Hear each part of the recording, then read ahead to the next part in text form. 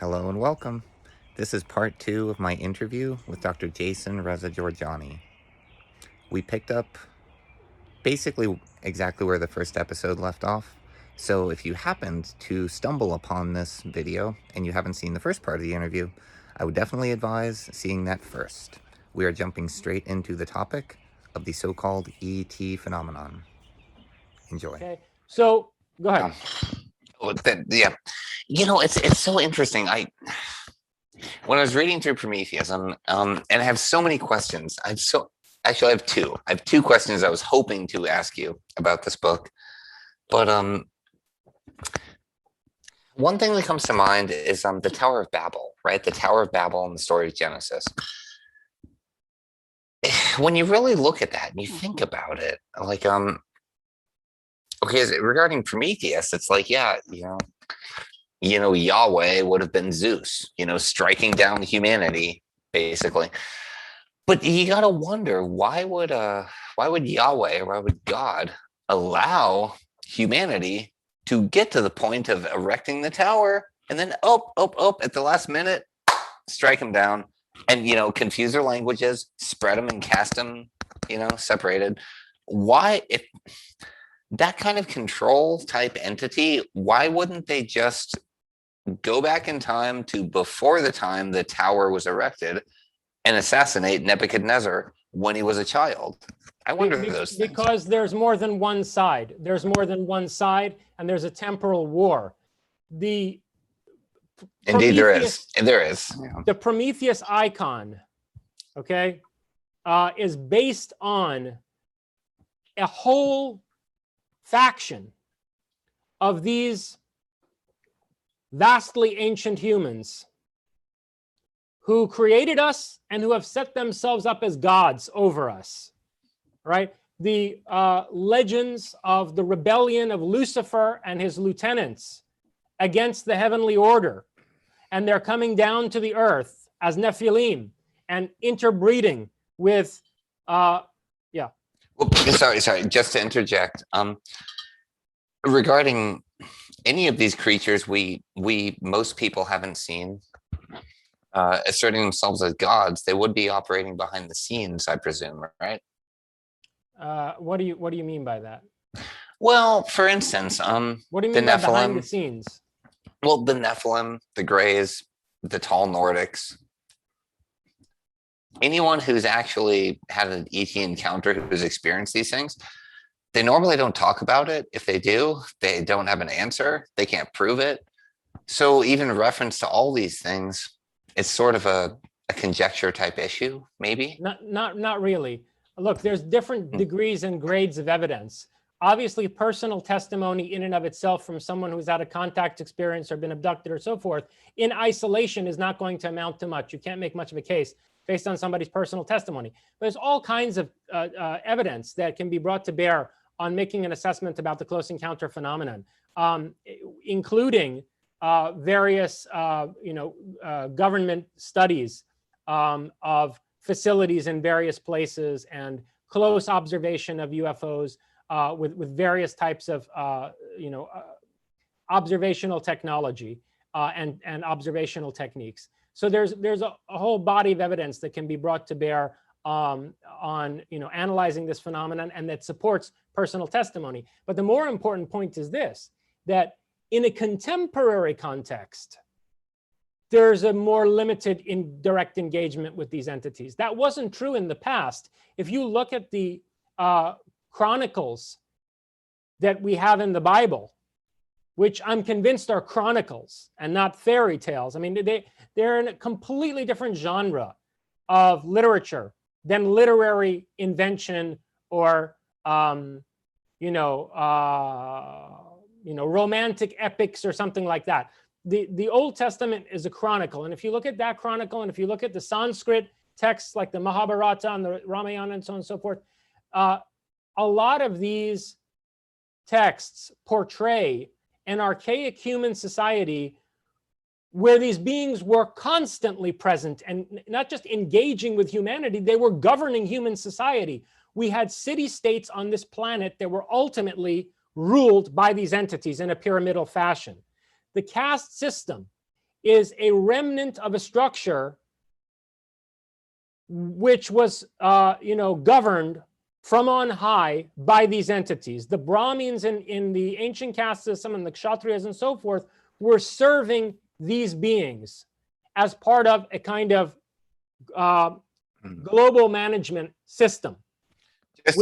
Just to reiterate what you said there, regarding like the remnants of Atlantis and stuff.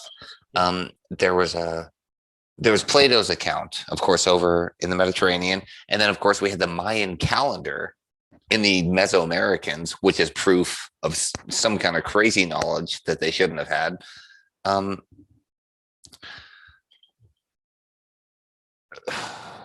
Yeah, so what does Plato tell us? You brought up Plato, Well, right? So what does Plato tell us? Plato tells us that the Olympian gods came down and divided this planet up into various domains which they each governed. They created city-states that were governed by themselves and their appointed agents on this planet.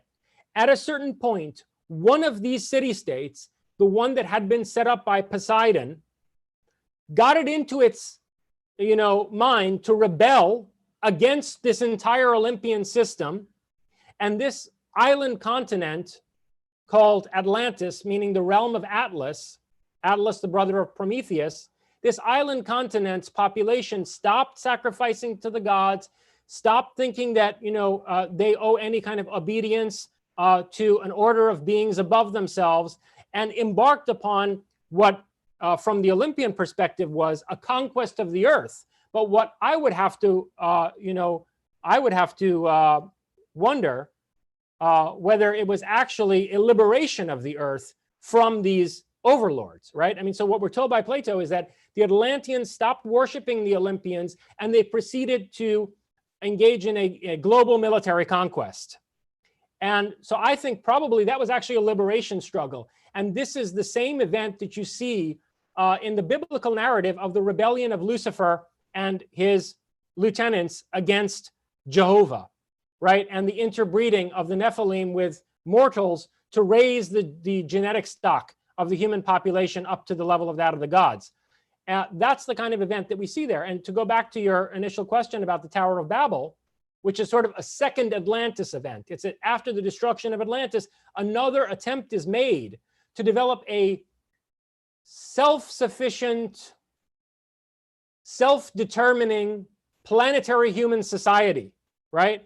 And it's crushed again by Jehovah or by Zeus, by this, Olympian order of beings.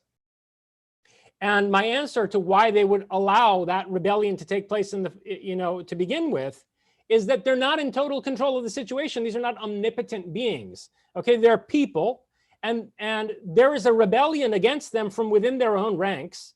And there's a conflict that's taking place, not just in 4 dimensions, but in 5 dimensions. There's a hyperdimensional conflict taking place, which involves the use of technologies that can warp the fabric of space-time. Okay, and so the side that rebelled against the Olympian order is the side that inspired the symbol of Prometheus and similar symbols in other cultures, the symbol of Enki, or in the context of Persian culture, Ahura Mazda. That is the side that's championing the cause of humanity, and that takes the attitude toward us of a father who wants to foster the development of his children instead of lord over his children and make them his minions.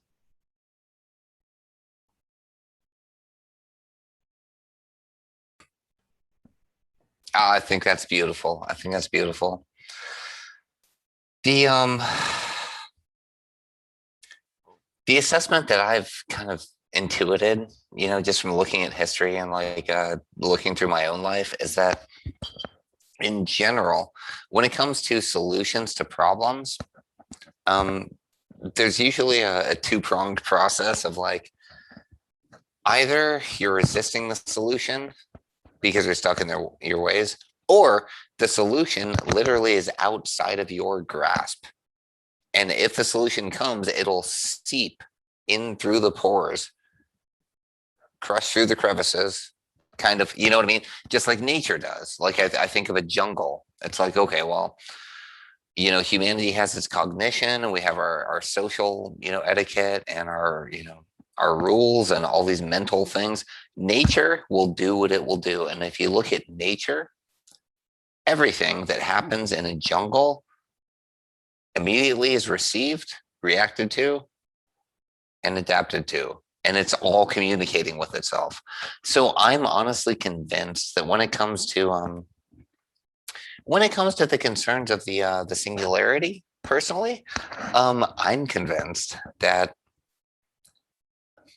the saving grace and the solutions to the concerns of the technological singularity will arise organically. They will not come from mental constructs. They won't come from cognitive webs that will cast over anything. It'll be something unpredicted that seeps its way through the crevices. That's my prediction. Regarding the extraterrestrial beings. The weird thing is, it's like, as I've been a contactee. I've had my experience. I don't know. Some of it's neither here nor there. I don't know. But I think humanity will win the day, and it will do so in a way that none of our systems foresaw. That's what I think. I think that if humanity wins the day, it will be because it's in a way that none of our systems can foresee, because our systems are being surveilled and to a large part controlled by the malevolent intelligence that is manipulating us through the close encounter phenomenon. And so if we are able to find a solution to the specter of the technological singularity that allows us to determine our own destiny beyond the scope of the control of these beings, it is precisely as you put it, going to have to be a solution that is outside of the existing frameworks and systematic structures that are already accounted for by the beings controlling this phenomenon, right? I mean, we are in a control system, and we have to think beyond the algorithms that determine the functioning of this control system if we're to find any way out of it. Exactly. Yes. And as you mentioned, even anyone who hasn't researched the UFO phenomenon or the ET phenomenon, just looking around, Jason, my God, this last year, look around the planet. We have an increasing police state, an increasing surveillance state, an increasing thought policing state. People being canceled is just tabloid news for the week. Anything you post that might question a narrative gets a Facebook little, thingy. Oh yeah, according to government such and such thought, we just need to tack this on for context. Oh my gosh, my thought needed context. Of course, it's pretty disturbing. It's pretty Orwellian. I'm convinced that there is an organic. I know that sounds like a lack of an explanation, but an organic, spontaneous emergence. The technology that's being birthed is emergent, and the people who are emerging it are tinkering with fire, and they're doing so because it makes them wealthy and because it's popular. But I have this weird suspicion, Jason. I don't know. In your book, Prometheus, in the dead center middle of it, there's 3 chapters. And those chapters are titled The End of History, The End of Reality, and The End of Humanity. And I remember when I looked at those titles, I thought, Jesus Christ, this is like Peg Bundy. Thank your father, kids. Thanks, Ed. Jesus, thanks, Professor Jorjani. There went my stable security and being a hominid on planet Earth. end of reality, end of history, end of humanity. But you make a damn good point, and you're not wrong on any of them. What I find strange about the ET phenomenon, because since we've been talking about that this most of the conversation, I stepped away. I'm 38 now, and went through all of my 20s. I stepped away from the whole UFO thing. I didn't want to hear about it. I didn't want to think about it. I think it was Alex Jones's and the David Icke's who killed it for me. I was just like, no, I'm done. I need to be a human. I need to blend in and fit in and play normal. I don't want to be a psychonaut.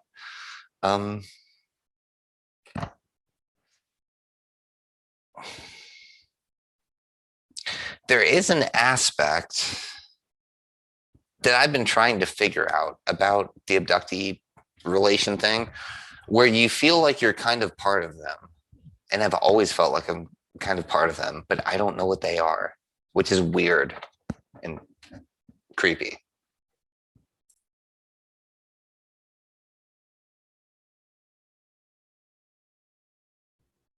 I said, it's because they're us that you feel that way. Again, I mean, this requires, I'm writing a book on this subject right now. Okay, so it requires lengthy discussion, you know, and an approach from multiple angles and a study of all different types of data to converge on this conclusion. But bottom line up front, as I've already said repeatedly, I am convinced that the close encounter phenomenon, which is a misnomer, you know, it's as if like this is our planet, and you know these weird things are coming here, and now we're encountering them. No. Okay, this is their planet. They created us in their own image, as it says in the Bible, right? I mean, by the way, side note, Elohim is plural in Hebrew, not singular. So when it says in Genesis, and the Elohim created man, it created Adam in their own image, male and female, the Elohim created them. It's referring to the gods, not God. El, singular, is God in Hebrew. El is God in Hebrew. Elohim is a plural, means the gods. The gods created Adam in their own image, meaning as men and women, just like them, gods and goddesses, okay? So these people on the moon that Ingo saw on the moon, they created us. They're the genetic engineers of humanity. This is their planet. We are inside of their civilizational system. And so, you know, you're very right to feel that on some level you are them and they are you, because they're us. And the thing that's difficult for us to wrap our minds around is that we're dealing with a hyperdimensional phenomenon. The UFO is not just a spacecraft, it is a time machine. Any zero-point energy device which allows for anti-gravity propulsion also warps the fabric of space-time. So flying saucers or flying cylinders or flying triangles or whatever, okay, whatever form the craft takes, are powered by a device that turns them into a time machine. We are dealing with a hyperdimensional phenomenon and with a form of humanity that is operating beyond the confines of four-dimensional space-time, okay? Unfortunately, we're also dealing with an extremely repressive control system, which is very evident from the entire history of this phenomenon. This is a vastly, you know... And a lot of that might even be our own normal humanity doing that too.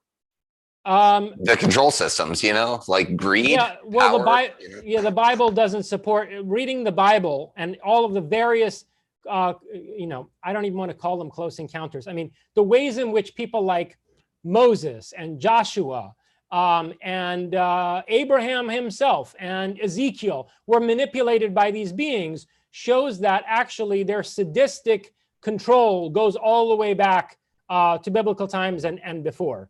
Okay, and this is Yeah, and see, that is something that I find so interesting in reading your work because Jesus. Right. Okay.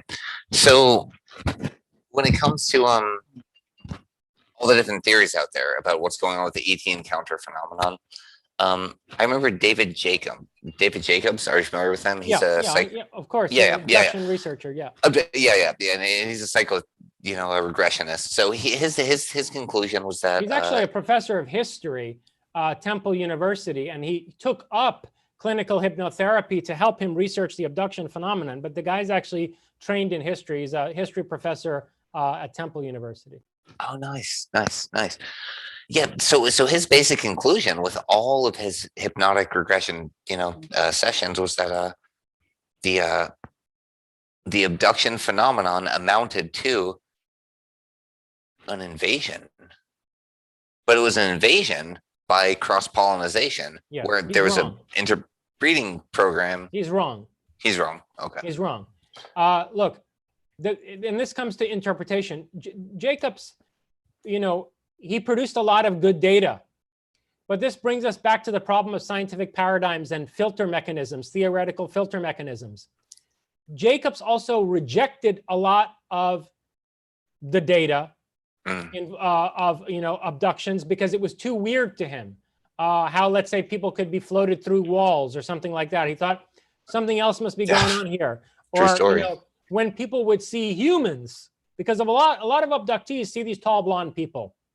And one of the best cases of that is the case of Travis Walton. One of the best abduction cases is the case of Travis Walton and his fellow loggers, because of the numerous polygraph tests that were administered to them, and because of how long Travis was missing and the kind of searches that were done for him and so forth. And anyway, it's one of the best abduction cases.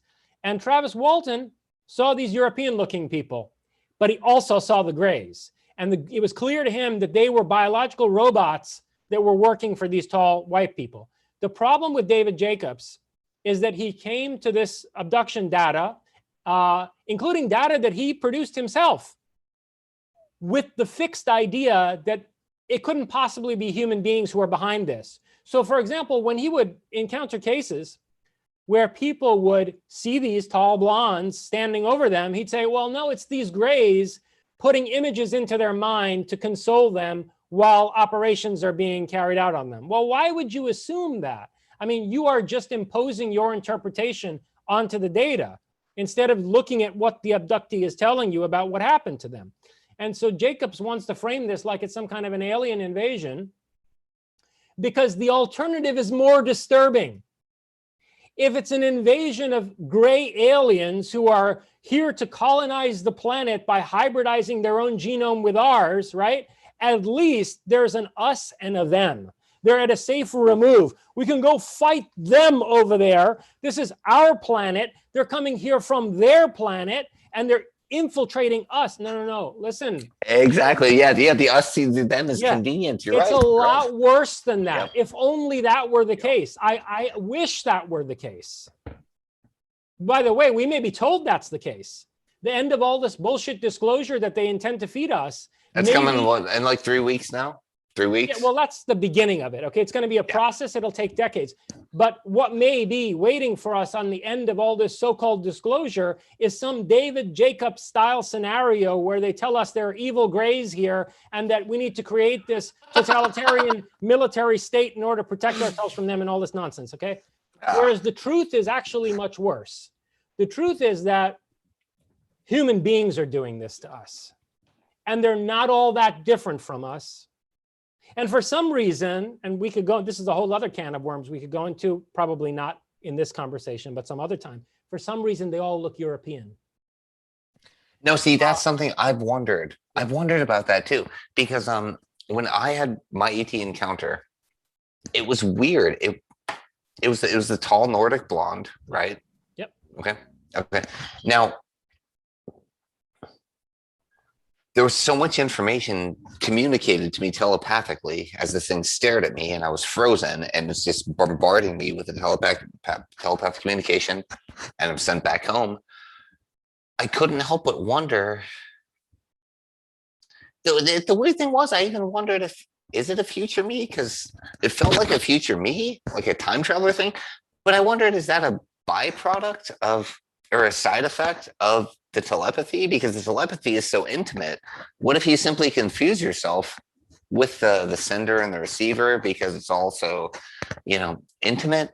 But I wondered why 7 foot tall and frail and thin with a pointy chin Yeah. and like a triangular head and blonde and Yeah. why white skin? I thought, why not brown skin? Why not black skin?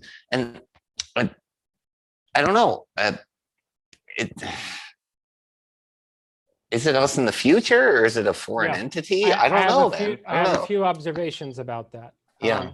First of all, they're not frail. I mean, they're between 6 and 9 feet in height. And probably the majority of the ones who interact with us are on the lower end of that spectrum because they blend in better with the rest of the population. But yeah, they're between 6 and 9 feet tall. And they appear frail only because they're so elongated. Yeah. But, they have like the physique of Olympic Well, they're swimmers. nimble. They're nimble. They're nimble, like lanky, nimble people. Yeah, the being that I saw when he walked, it literally looked like he glided. Yes. Because I think his legs moved, but his torso didn't absorb an impact, and he literally just glided as if he's just dominating the space as he moves through it. Everyone says this, that they're very graceful in how they move and so very graceful. self-assured. So graceful. Self-assured and graceful in how they move. Like they're just they're like an animal trainer. They're in total control of the situation around them and of the people who surround them. In any case, my observation is this, that it may very well have been you from the future. If we accept that reincarnation is a legitimate part of the human experience, which I think there's overwhelming evidence for, anyone who has a doubt about that should read the voluminous writings of Ian Stevenson, the psychiatric professor at the University of Virginia, who studied reincarnation cases for decades and found biological evidence supporting reincarnation. So if reincarnation is real, and these beings are traversing the time continuum, so that UFOs are time machines, not just spacecraft, this being that you encountered could have been you in a future incarnation. And I think that's entirely possible. And especially since I don't imagine that you would wind up incarnating as part of a totalitarian control system, it could be the case that... Have you seen my background behind me? Exactly. I'm not about control. It could be the case that you were one of the dissidents, that this being who was communicating with you was part of the resistance. Because as I suggested earlier in our conversation, there are a group of these people who long ago broke with the program, and they've been trying to foster the development of humanity. And this is, where you get figures like Quetzalcoatl in Mayan mythology, right? In the Mayan chronicles, when they talk about these tall white people with blonde or red hair who came across the ocean in boats without paddles, right? And who brought the arts of, and various crafts of civilization to the Mayans, but then were defeated by a malevolent entity who they call Tezcatlipoca, the smoking mirror, right? And they were driven from the Americas, but promised to come back someday.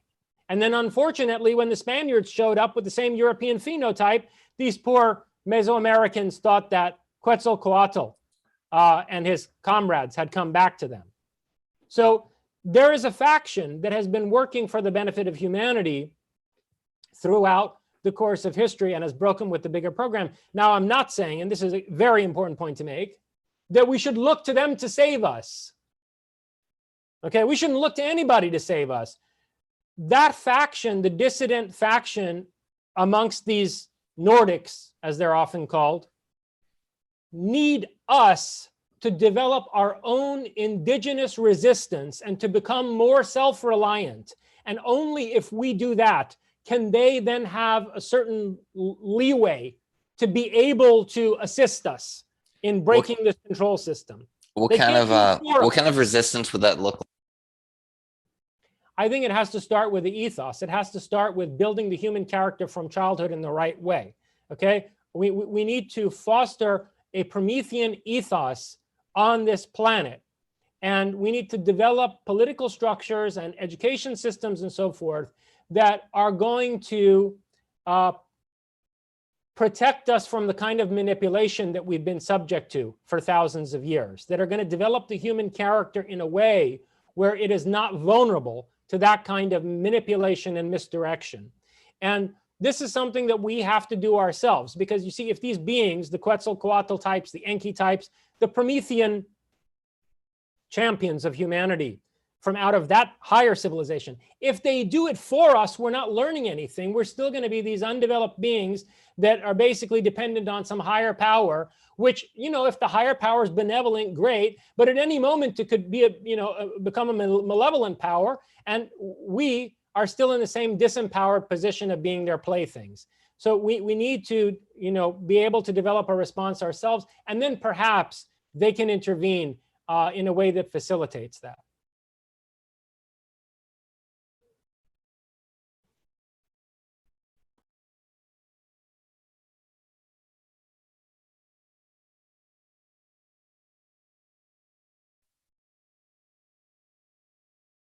It's happening again. I can't hear you. We're getting gremlins in the system. I think the archons are unhappy with us. Jason, there's a specific point in this book I really would like to explore. It's with chapter 6, the qualities of a Promethean society. And I think that's pertinent with what we've been talking about here, with basically what's facing humanity amongst ourselves and amongst potential others.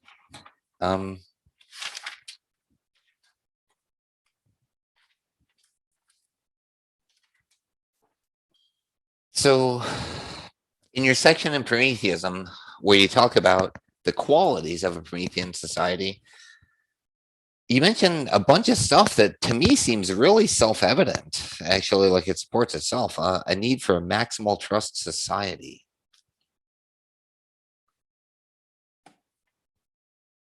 I'll let you explain that. Yeah, well, the principal problem that we face in terms of the technological singularity is that many of these singularity level technologies cannot be integrated into the public sphere without what I call a maximal trust society. People talk about free energy as if it would be a great thing, right? I mean, there are all these people involved, let's say, in the disclosure movement who want the propulsion system for the flying saucers to be publicly disseminated, right? And to replace fossil fuels so that we can have this clean, renewable source of energy.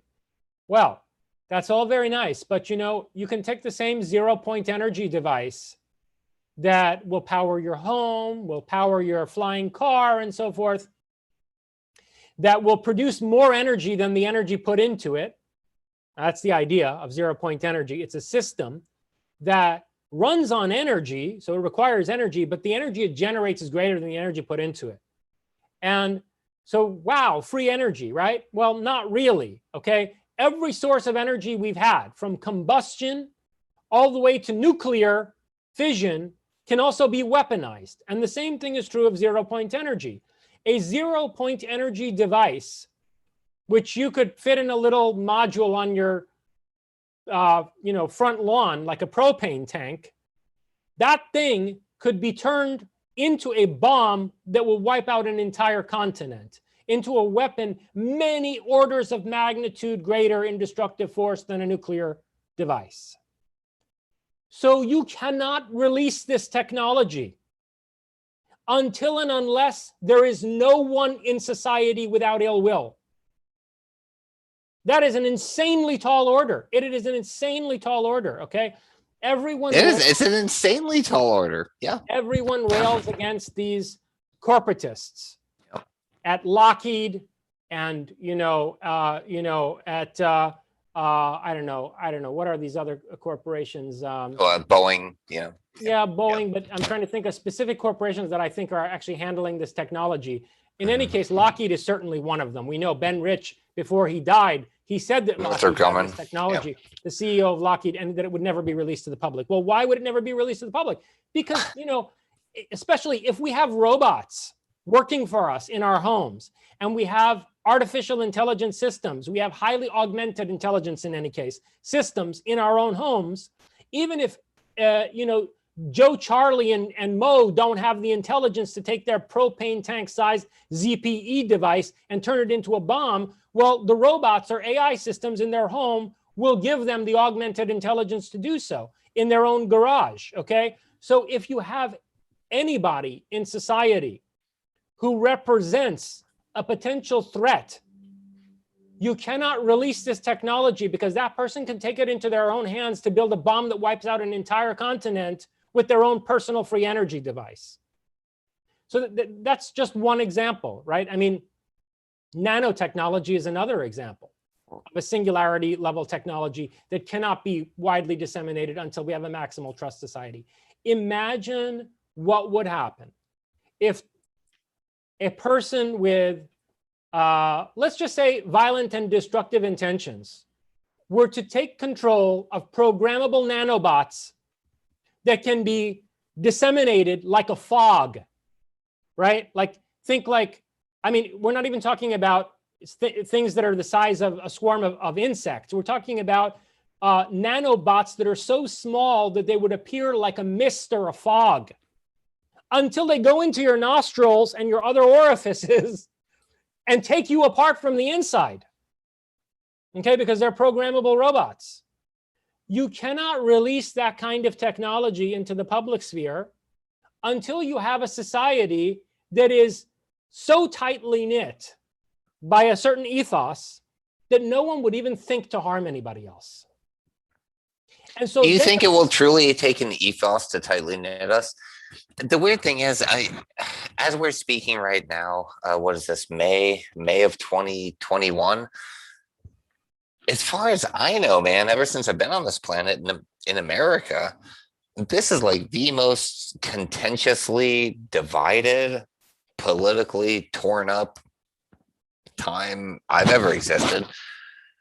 However, the weird thing is, aside from all the political rhetoric, when you get a small group of people together in a room, we all agree on our basic needs and our basic humanities.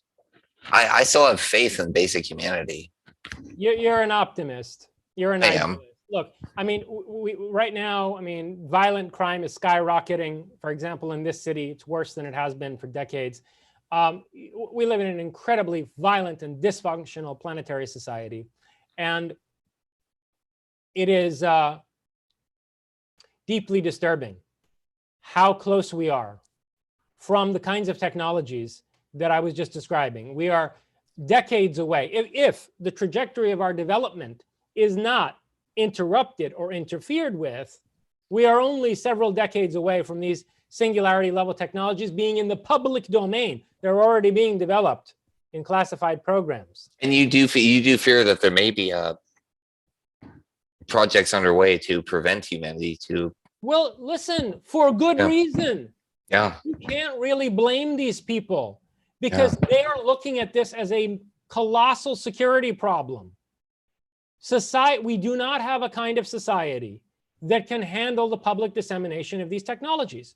We need a society that is so tightly bound together by a certain ethos, a heartfelt ethos, okay, that is coming from the souls of the people in that society, not some abstract ideology that they believe in, okay? Something that, because here's the thing, when you also consider the spectral dimension of the technological singularity, that, advances in artificial intelligence, advances in biotechnology are also going to run into the kinds of phenomena that parapsychologists have been studying for a century, right? And that you're not going to be able to advance further in AI research without recognizing telepathy and psychokinesis and so forth, because these are properties of a conscious system. And so if you want to replicate a conscious system, you're going to have to start studying these types of phenomena because you'll encounter them in AI laboratories, right? And then you consider the social ramifications of not just telepathy, having other people inside your mind, but psychokinesis. The idea that your neighbor can interfere with your heartbeat, or give you a stroke by having negative thoughts about you, right? So my point is that the only way we can handle all of that, both the more material technologies and the social dimensions of the cultivation of various psychic abilities after they're recognized by mainstream science, the only way we can handle it is if we have a society that is bound together by an ethos at the level of the subconscious, because that's the level on which psychic phenomena operate, right? Yep. And so then the problem becomes, and this is the problem. You require uniformity there, which is a problem. Here's the problem. Exactly. You require uniformity. All of my work is really revolving around this problem. Yeah. You require a deep harmony and unity. And the danger is that that's going to give you a completely totalitarian society. It's going to give you the worst kind of totalitarianism, right? So the question is, how do you develop a deeply unified society on the level of the subconscious, on the level of the collective unconscious, without having a repressively totalitarian political system? What kind of socio-political model can you put forward which preserves the liberty and self-determination of the individual, and which also consequently encourages creativity and innovation, but at the same time provides that kind of deep unity that's necessary for, allowing these singularity level technologies into the public domain?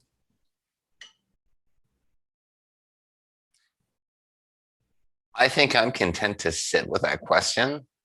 I'm not courageous enough to answer. That's a question worth sitting with. How can we do that? I've offered some ideas. That's what Prometheism is about. Prometheism is an attempt to develop a socio-political system centered on individual liberty and a creative and innovative society. Okay, the conditions of possibility for a creative and innovative society being preserved, while at the same time establishing a very deeply rooted ethos that gives us the requisite unity and cohesion required for successful integration of these singularity level technologies. That's really what the project of Prometheism is about. How do you unify society on the level of the collective unconscious without winding up inside some kind of a nightmarish totalitarian political system?